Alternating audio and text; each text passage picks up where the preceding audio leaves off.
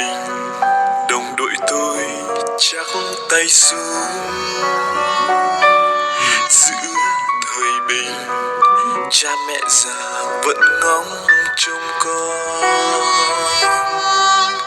Cái chết trắng mang đau thương, đồng bào tôi hao mòn. Tổ quốc ơi, chúng tôi lập chiến công. Giữa thời bình, đồng đội tôi vẫn ngã xuống. Giữa thời bình, giọt máu nóng vẫn cứ tuôn. Ngàn bước chân đi trong đêm vẫn âm thầm trên mọi nẻo đường, giữ yên bình trên mảnh đất quê hương. Mẹ yêu ơi, mẹ đừng buồn khi mà con không về. Em yêu ơi, em đừng giận, anh lỡ hẹn một lần này thôi.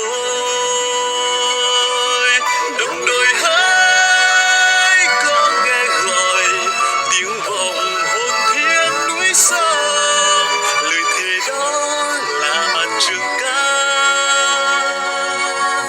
anh hùng.